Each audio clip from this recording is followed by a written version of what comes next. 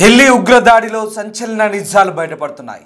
బాబ్రీ మసీదు వార్షికోత్సవం రోజున టెర్రర్ అటాక్ ప్లాన్ చేసినట్టుగా తెలిసింది. డిసెంబర్ 6న దేశవ్యాప్తంగా ఈ పేలులకు స్కెచ్ వేశారు. అనుకోకుండా పోలీసులకు చిక్కారు టెర్రర్ ముఠా. ఫరీదాబాద్లో టెర్రరిస్టుల అరెస్టుతో ప్లాన్ చేంజ్ చేశారు. తబ్లిగీ జమాత్ మసీదులో నమాజు తర్వాత దాడి జరిగింది. సీసీ ఫుటేజ్లో డాక్టర్ ఉమర్ మసీదులోకి వెళ్ళిన దృశ్యాలున్నాయి. ఆ తర్వాత ఎర్రకోట దగ్గర ఆత్మాహుతి దాడి జరిగింది. కారులో తనను తాను పేల్చుకున్నాడు డాక్టర్ ఉమర్ నబీ. ఢిల్లీ పేలుడిని ఉగ్రదాడిగా కేంద్ర కేబినెట్ ప్రకటించిన నేపథ్యంలో ఈ అంశాలు సంచలనం రేపుతున్నాయి. కేవలం డిసెంబర్ 6 మాత్రమే కాదు, జనవరి 26న ప్రధాని ఎర్రకోట దగ్గర జాతీయ జెండా ఎగరవేశారు.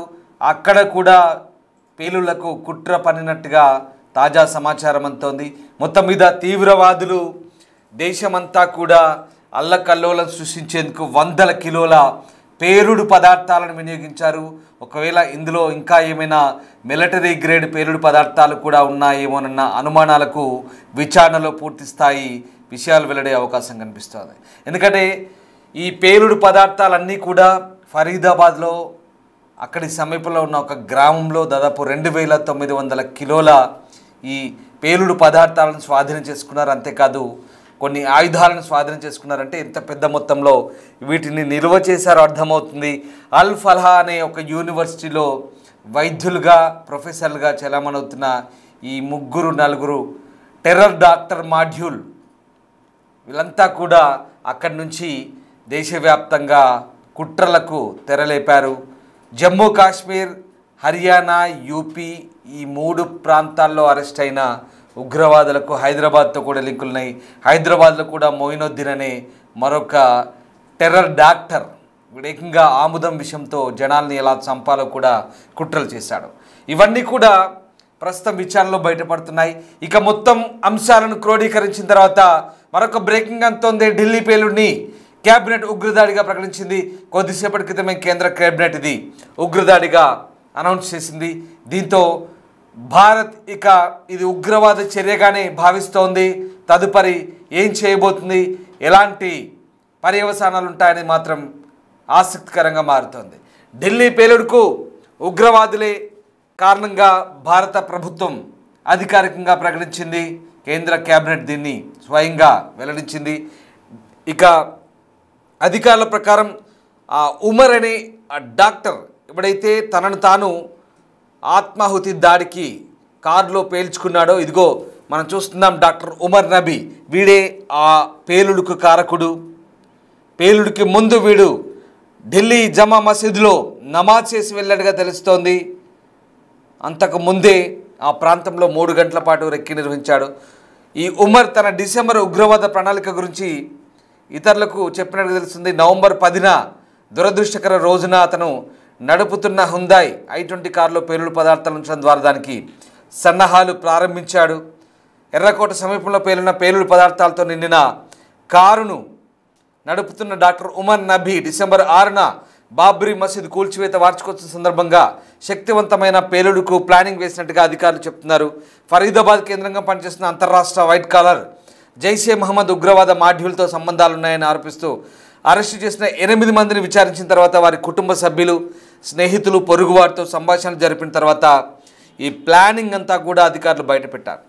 సౌత్ కాశ్మీర్లోని పుల్వామా జిల్లాలో నివసిస్తున్న 28 ఏళ్ల వైద్యుడు ఉమర్ నబీ నవంబర్ 10న ఎర్రకోటలో జరిగిన పేలుడులో 13 మంది ప్రాణాలు కోల్పోవడానికి కారకుడిగా మారిపోయాడు. అతను కశ్మీర్, హర్యానా, యూపీలో విస్తరించున్న ఉగ్రవాద నెట్వర్క్లో కీలకంగా ఎదిగాడు. ఫరీదాబాద్లోని అల్ ఫల్హా యూనివర్సిటీలో బోధించే డాక్టర్ ముజమ్మిల్ అహ్మద్ గనై అలియాస్ ముజాయిబ్ అరెస్టుతో అతని ప్లానింగ్ అంతా బయటపడింది. అతని గది నుంచి 360 కిలోల అమ్మోనియం నైట్రేట్ కనుగొనబడింది. ఉమర్ భయాందోళనకు గురయ్యాడని తర్వాత పేలుడు ప్రమాదవశాత్తు జరిగినట్టుగా అధికారులు చెప్తున్నారు. అధికారుల ప్రకారం ఉమర్ ఒంటరివాడని, అలాగే ఒక మంచి ఎడ్యుకేషనల్ ట్రాక్ ఉంది, కానీ ఆ విద్యనంతా కూడా ఈ దుర్మార్గులు టెర్రరిజం వైపు మళ్లించారు. జమ్మూ కాశ్మీర్ పోలీసులు అరెస్ట్ చేసిన 8 మందిలో మొదటి వ్యక్తి అయిన గనైతో 2021లో తుర్కీకి చేసిన పర్యటన ఒక వీడి వ్యవహార శైలిలో పరివర్తనకు దారితీసింది, తీవ్రవాదం వైపు మళ్ళినట్టుగా చెప్తున్నారు. ఈ పర్యటనలో ఈ గనైతో పాటు వీడు ఈ నబీ అనేవాడు, ఉమర్ నబీ అనేవాడు నిషేధిత జైషే మహమ్మద్ హ్యాండ్లర్స్ని కలిశారు. అంటే అక్కడ కార్యకర్తలను కలిశారు, టెర్రరిస్టులను. దాని తర్వాత Umar ammonium nitrate, potassium nitrate, sulphur వంటి పేలుడు పదార్థాలను గనైతో సేకరించడం ప్రారంభించాడు. ఉన్నత విద్యను అభ్యసించిన అల్ఫలా క్యాంపస్ అలాగే చుట్టుపక్కల ప్రాంతాల్లో వీటిని నిల్వ చేయడం ప్రారంభించారు, స్టోర్ చేస్తున్నారు. అధికారుల ప్రకారం ఉమర్ డిసెంబర్ ఉగ్రవాద ప్రణాళిక గురించి ఇతరులకు కూడా చెప్పినట్టు తెలుస్తుంది. అంటే డిసెంబర్ 6 ఏదైతే బాబ్రీ మసీదు కూల్చివేత దినం ఉందో ఆ రోజుని వీళ్ళు బ్లాక్ డేగా సోకాళ్ళు కొంతమంది చేస్తారు. సో దానికి అనుగుణంగా వీడు ప్రణాళిక రూపొందించాడు. కానీ ఈ హుండాయ్ i20 కార్లు ఎప్పుడైతే ఆ రోజు నవంబర్ 10న ఫరీదాబాద్లో పట్టబడ్డారో దాంతో వీడిలో టెన్షన్ మొదలైంది. ఇక భయాందోళనకు గురయ్యాడు. తన పరిస్థితి ఏంటో అని ఆలోచిస్తున్న క్రమంలోనే తనకు తానుగా i20 కారులో పెట్టుకొని తిరుగుతున్న పేలుడు పదార్థాలను పేల్చుకున్నట్టుగా తెలుస్తోంది. సో ఇదంతా కూడా ఒక అనిశ్చితి కారణంగా, అయోమయం కారణంగా వీడి ఘటనకు పాల్పడ్డట్టుగా తెలుస్తుంది. ఇక ఈ నేపథ్యంలోనే ఇంటర్నెట్లో అందుబాటులో ఉన్న ఓపెన్ సోర్సెస్ దాని నుంచి ఈ పేలుడు పదార్థాల గురించి మొత్తం తెలుసుకున్నాడు. తర్వాత ఇంప్రూవైజ్డ్ ఎక్స్ప్లోజివ్ డివైస్ అంటే వాహన ఆధారిత VBIEDని అసెంబుల్ చేసుకున్నట్టుగా చెప్తున్నారు. అంటే ఆల్రెడీ రెడీమేడ్గా అందులో ఫిక్స్ చేసుకున్నాడు i20లో. అందులో ఈ పేలుడు పదార్థాలను ఫిక్స్ చేసి ఎప్పుడు వాటిని అవసరమైనప్పుడు అందులో అప్పటికప్పుడు ఎలా పేల్చుకోవాలి, ఎలా ఆ దాడికి పాల్పడాలనేది వీడు ముందస్తు ప్రణాళిక ప్రకారం ఆల్రెడీ ఇంటర్నెట్లో సెర్చ్ చేశాడు. ఇక వీడు నవంబర్ 10న అంతకుముందు 2900 కిలోల పేలుడు పదార్థాలను స్వాధీనం చేసుకోవడం ద్వారా ఉగ్రవాద మాడ్యూల్ను ఛేదించామని ఫరీదాబాద్ పోలీసులు ఎప్పుడైతే టీవీలో ప్రకటించారో, టీవీలో చూసిన ఈ ఉమర్ అనే ఈ డాక్టర్ గాడు భయాందోళనకు గురై ఉండి అప్పటికి ఈ ఘటనకు పాల్పడ్డట్టుగా చెప్తున్నారు. సోమవారం సాయంత్రం ఒక మసీదులో ఆశ్రయం పొందాడు. కారులో వెళ్ళిపోవడానికి ముందు 3 గంటల ముందు అక్కడే ఉన్నాడు. సడన్గా పేలుడైంది. సో రకంగా అరెస్ట్ అయిన 8 మందిలో 7 కాశ్మీర్ చెందినవారు. వారిలో శ్రీనగర్లోని నౌగాం చెందిన ఆరిఫ్ నిసార్ దార్ అలియాస్ సాహిల్, అలాగే యాసిర్ ఉల్ అష్రఫ్, మక్సూద్ అహ్మద్ దార్ అలియాస్ షాహిద్, షోఫియాన్ చెందిన మౌల్వీ ఇర్ఫాన్ అహ్మద్ వీడే మొత్తం మాస్టర్ మైండ్.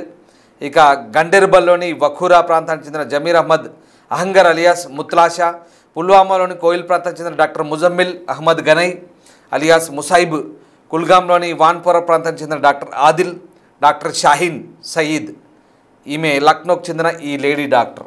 చూసారుగా 8 మంది. ఇదంతా ఒక పెద్ద డాక్టర్ టెర్రర్ మాడ్యూల్. అక్టోబర్ 26న ఉమర్ కాశ్మీర్కి వెళ్ళి స్నేహితులు బంధువులతో కలిసి కొంత సమయం గడిపి ఫరీదాబాద్కి వచ్చాడు. తన దగ్గర బంధువులు స్నేహితులకు రాబోయే 3 నెలలు అందుబాటులో ఉండనని చెప్పాడు.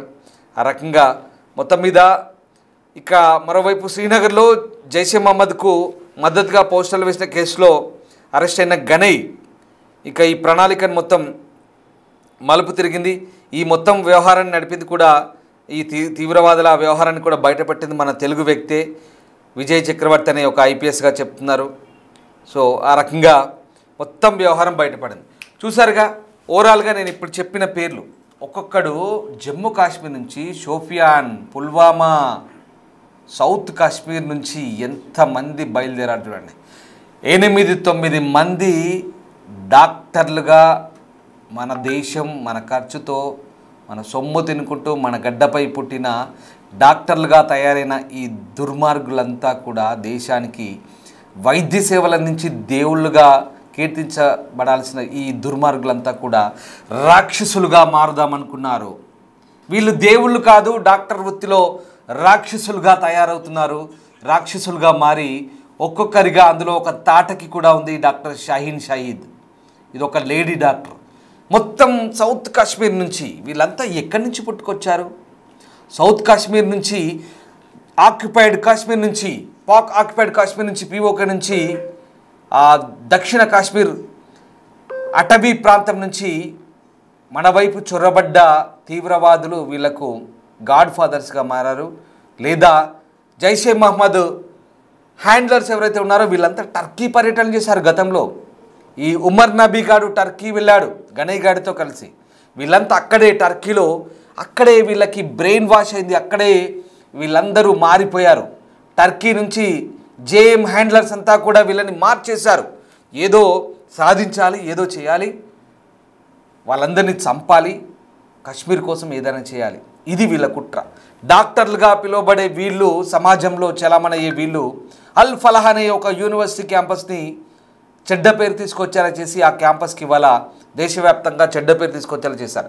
అల్ ఫలాహ్ యూనివర్సిటీ అంటే టెర్రరిస్ట్ హబ్గా ఇవాళ ముద్రపడేలా చేశారు ఈ దుర్మార్గులు. కానీ అక్కడి నుంచి నిజంగా ఎంతోమంది డాక్టర్లు, పేరు పొందిన వ్యక్తులు ఇవాళ ప్రపంచవ్యాప్తంగా ఉన్నారని ఆ సంస్థ, అక్కడి యూనివర్సిటీ యాజమాన్యం బాధపడుతోంది, ఖండిస్తోంది.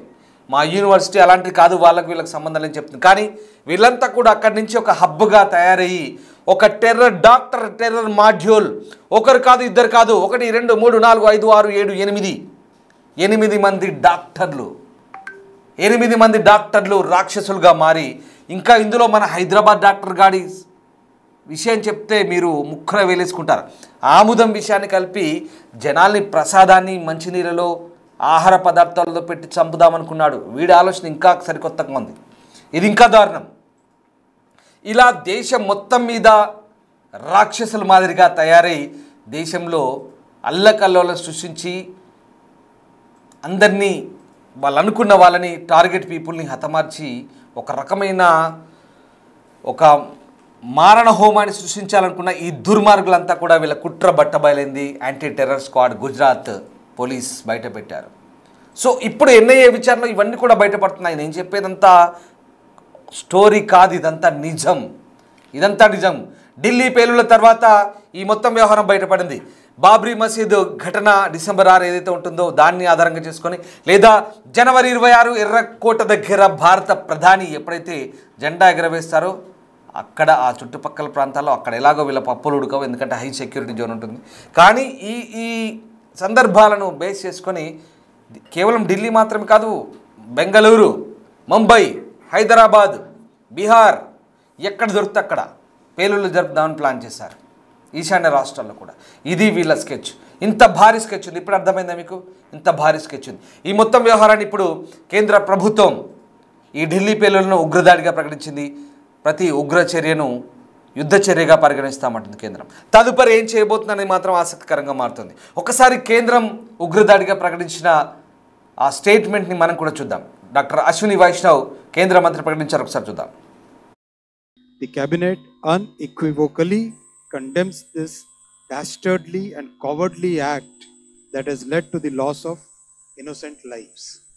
The cabinet reiterates India's unwavering commitment to a policy of zero tolerance towards terrorism in all its forms and manifestations.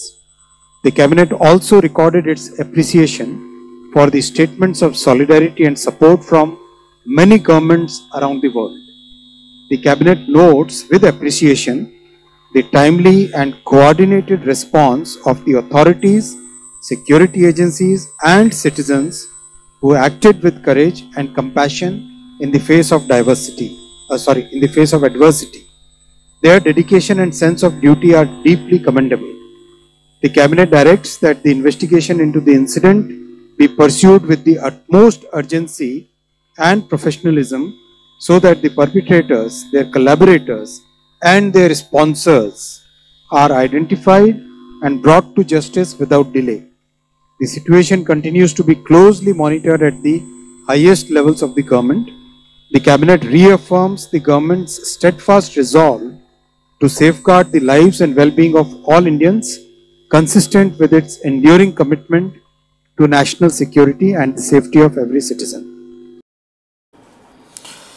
Right. So మొత్తం మీద ఇదంతా కూడా ఒక పెద్ద కుట్ర. చూసారుగా కేంద్ర ప్రభుత్వం అనౌన్స్ చేసింది అధికారికంగా. ఇదంతా కూడా 26/11 మీకు గుర్తుదే ఉండే ఉంటుంది. 2008లో పాకిస్తాన్ టెర్రరిస్టులు కరాచీ గుండా సముద్రం నుంచి వచ్చి ముంబైలో చేసిన మారణహోమం అంతా ఇంత కాదు. CST, Chhatrapati Shivaji terminal, Mumbai railway station, Mumbai Oberoi hotel, Nariman point, Cama hospital, Cama hotel, ఆ ప్రాంతాల పరిసర ప్రాంతాలన్నీ కూడా ఎక్కడెక్కడ టార్గెట్ చేసి 166 మందికి పైగా పొట్టన పెట్టుకున్నారు. ఎక్కడికక్కడ బుల్లెట్లు జనాల గుండెల్లోకి దిగాయి. ఎక్స్ప్లోజివ్స్ బాంబులు పేల్చారు. చాలా దారుణం. దాంట్లో కసబ్గాడు పట్టుబడ్డాడు. పూణే రవాణ జైల్లో 2012లో ఉరి తీయబడ్డాడు. ఇక దీని సూత్రధారి తహూర్ రాణా అమెరికా మనకు అప్పగింతలో భాగంగా ఇచ్చింది. ఇప్పుడు వాడు తిహార్ జైల్లో ఉన్నాడు.